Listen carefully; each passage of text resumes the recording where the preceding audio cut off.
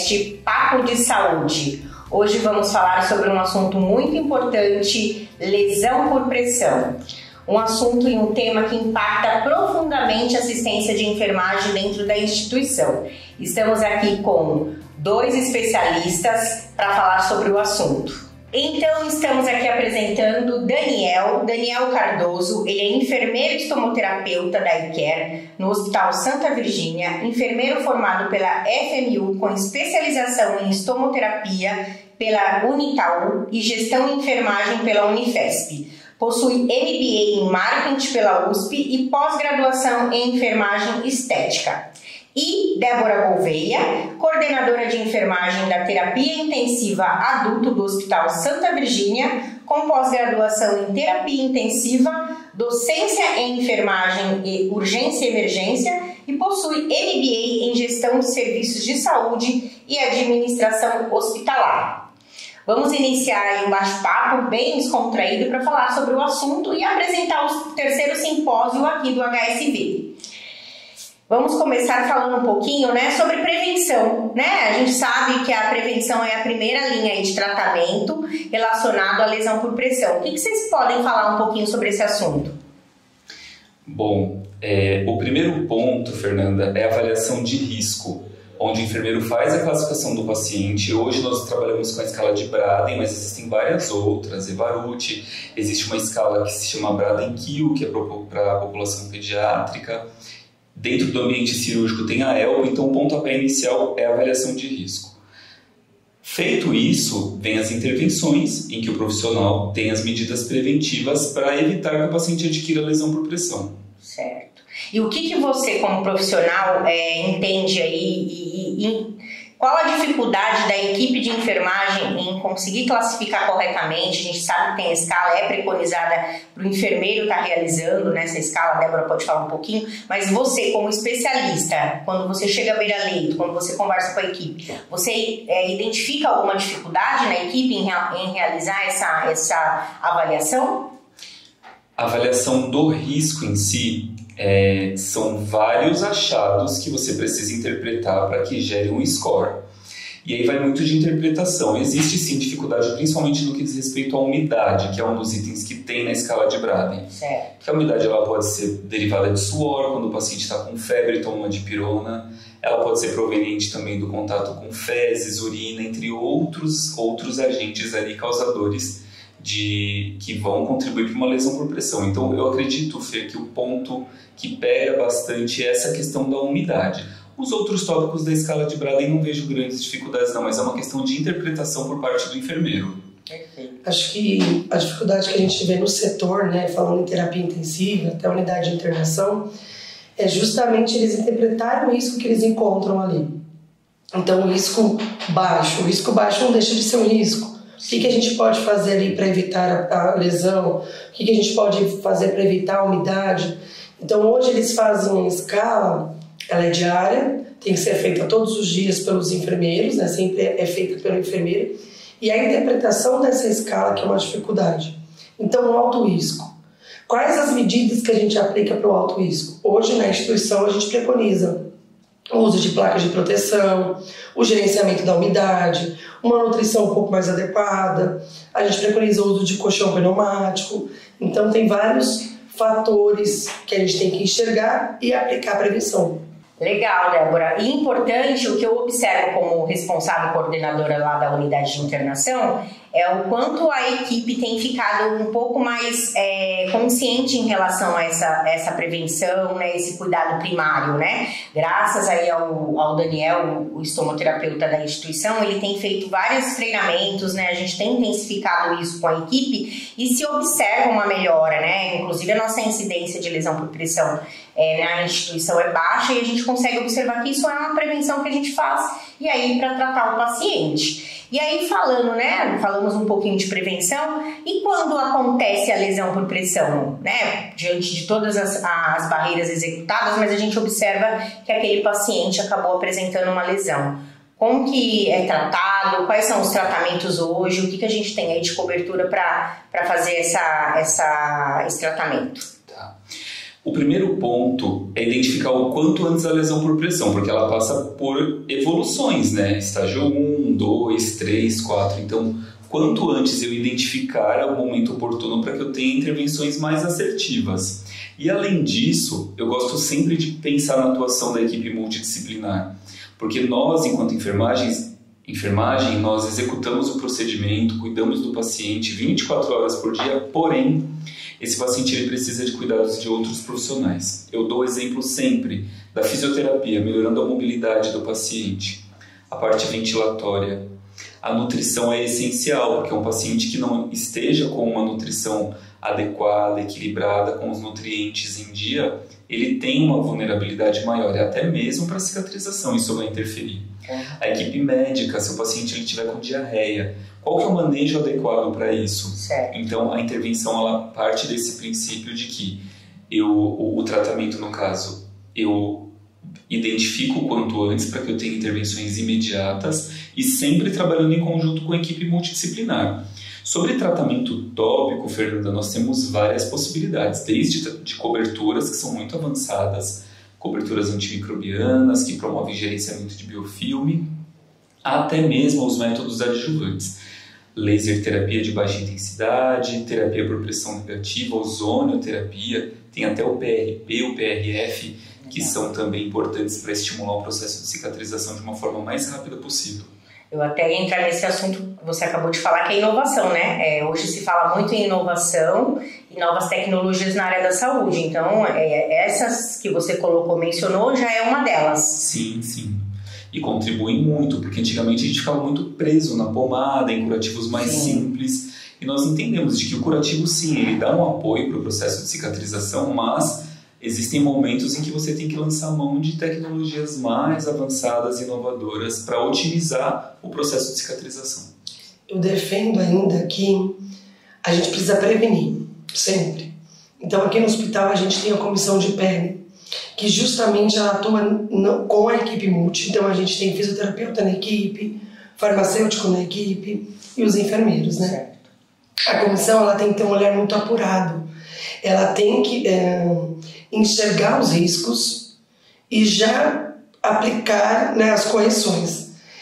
E ela a comissão, ela é responsável por identificar primeiro a lesão. Então a gente trabalha muito com comunicação. Identificou a lesão, eles podem já dar a primeira ação, né, para quem tiver a segurança de já indicar o tratamento e já direcionar para o Daniel, para ele continuar aí com o tratamento. E a comissão é abordado, né? São todos os membros aí da enfermagem, equipe multi, de todas as áreas de dentro do hospital, principalmente UTI e unidade de internação, onde ficam os pacientes internados. Hoje nós temos UTI, unidade de internação, ambulatório, centro cirúrgico, que é importante também. Então é uma comissão mista, formada por equipe multiprofissional com diversos pontos de atuação, auditoria, inspeção, avaliação, análise de evento. Então hoje a gente é bem atuante nesse sentido, não só para prevenir, que é o nosso principal foco, mas como tratar também. E nós falamos muito de custo, né? Então a gente precisa sempre trabalhar um tratamento adequado, a melhor prevenção, o melhor tratamento para atender aquele paciente, mas a gente tem que pensar em custo. Quais são as estratégias aí que a comissão utiliza para trabalhar e identificar o que é mais vantajoso e o custo-efetividade em relação ao tratamento? É muito boa essa pergunta e em alguns momentos é necessário que até se faça estudo de viabilidade econômica para entender o quanto que isso traz retorno, o quanto que isso é viável e de fato entrega aquilo que é prometido. Houve um processo de evolução durante todo o desenvolvimento de novas tecnologias para cicatrização de feridas. E aí aquilo que realmente tinha muito resultado no passado, hoje nós vimos que o retardo no processo de cicatrização também acontece, é a questão tempo. Então você pode ter uma cobertura que tem um custo mais baixo, mas e o tempo da cicatrização? Certo. Às vezes, não é só o tempo da cicatrização, mas o tempo do profissional. Um curativo com uma melhor capacidade de absorção é diferente daquele que não absorve tanto e que você tem que trocar 3 vezes ao dia. E aquilo, quando você coloca na ponta do lápis, após 10 dias você teve um custo enorme. Exemplo, a terapia por pressão negativa, que nós conhecemos como curativo a vácuo. Certo. Uma ferida muito exudativa, muito complexa, você tem uma demanda muito grande, exaustiva por parte dos profissionais de trocas de curativo, consumo de lençol, ou a jornada de trabalho, o tempo do profissional acaba sendo muito elevado. E um curativo que você vai trocar 1 ou 2 vezes por semana, embora ele tenha um preço muito elevado, comparado com uma cobertura tradicional, ele acaba sendo mais viável economicamente, porque você reduz a hospitalização do paciente, o tempo de cicatrização e otimização do tempo do profissional. Então, a gente parte dessas análises e também com outros profissionais, por exemplo, o departamento de compras. A gente trabalha sempre com outros profissionais que têm uma outra visão, trazendo para nós o que é consumido, o que tem em estoque, para que também a gente consiga gerar demanda dos produtos que nós temos aqui disponíveis, mas sempre com um olhar lá na frente, entendendo o que de fato é mais viável economicamente para a instituição. No terceiro simpósio, a gente vai ter uma palestra justamente de um case de sucesso que aconteceu aqui no hospital. A gente fez um estudo muito grande de viabilidade, né, pensando em efetividade e redução de custo. Então, por exemplo, uma placa que não tem uma boa adesividade, mas ela custa um valor menor. Para essa placa, a gente vai precisar colocar um filme para segurar a placa, ou enfaixar, né, se for calcânio, colocar um micropore. Então, qual que vai ser o custo, além do material da placa, para esse paciente? Então, a gente fez um estudo muito grande, com pelo menos 6, 8 mãos ali, né? Todo o pessoal da equipe de compras, farmácia, estoque, enfim. A gente fez todo um estudo. O Daniel, ele tabulou todos os materiais existentes do hospital e ele viu aquilo que tinha no mercado similar, né? Então, a gente fez um deparo. Esse material existe similar com esse preço. Então, teve alguns materiais que a gente viu que a gente vai comprar mais caro, mas a efetividade dele é maior. Tem material que a gente paga mais caro, mas tem um similar com valor menor, então a gente vai ter uma redução de custo.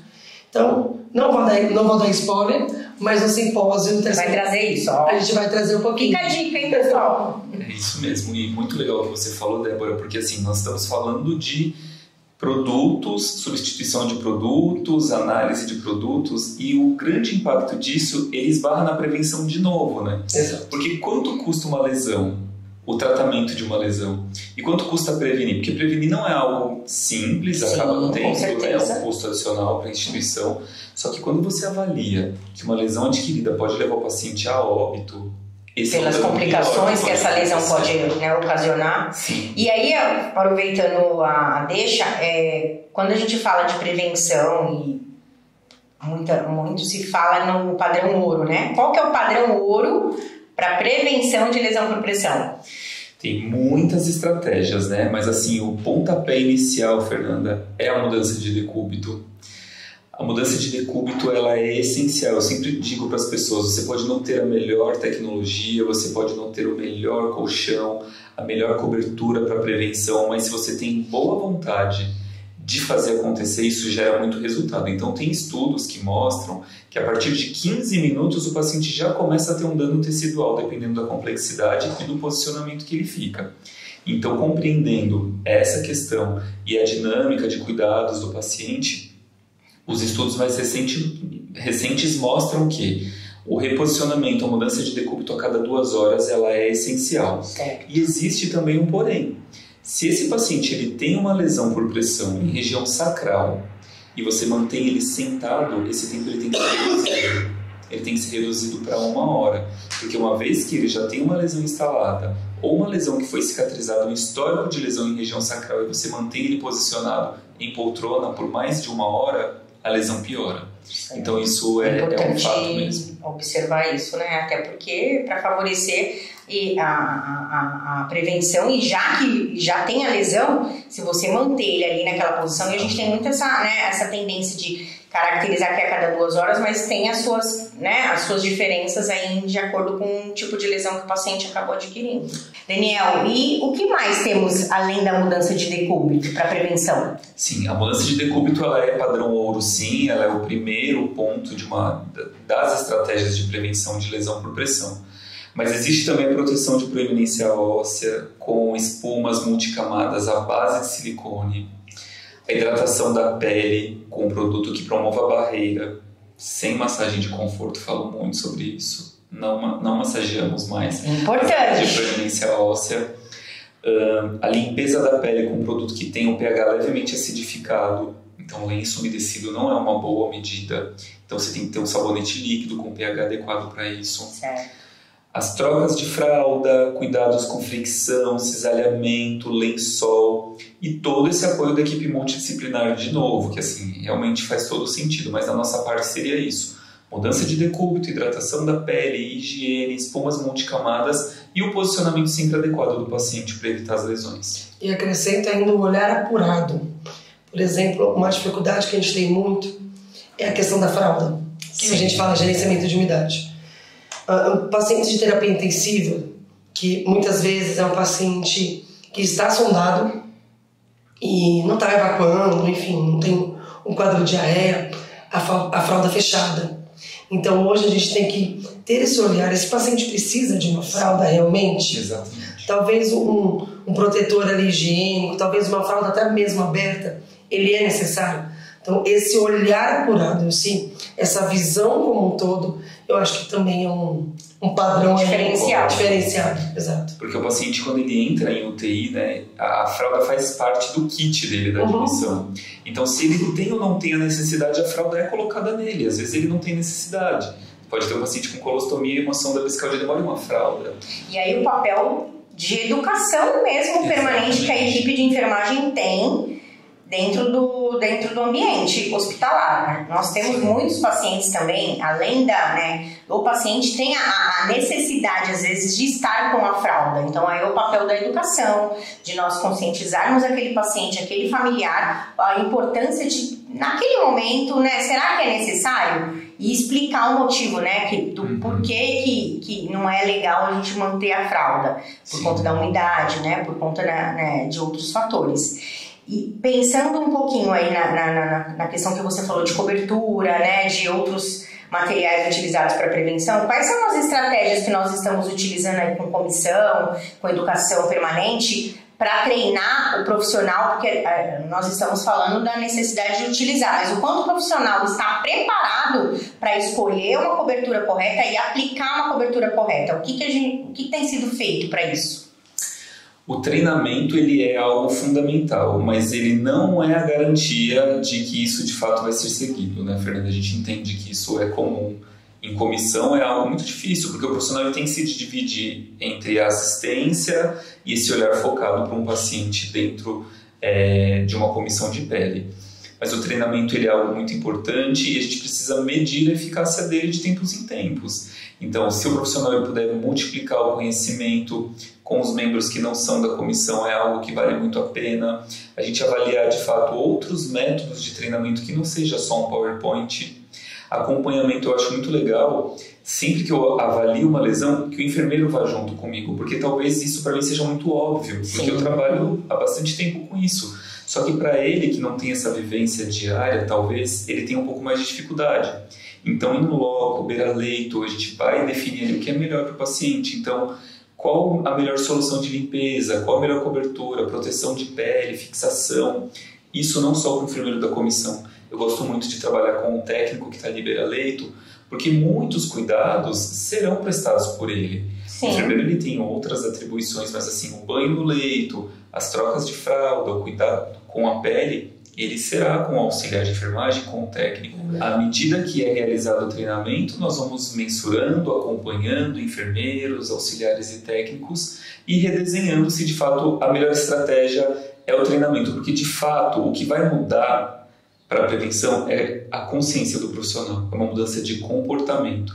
Isso vem com o tempo, vem com a maturidade, vem com o nosso acompanhamento, com supervisão, e ele entender se de fato isso está fazendo sentido ou não para ele. Olhar para o paciente com mais empatia, prestando mais atenção no cuidado com a pele, porque quando é o nosso familiar a gente fica muito desesperado em relação a isso. Então é o mesmo, cuidar do próximo como nós cuidamos de alguém da nossa própria família. Sim.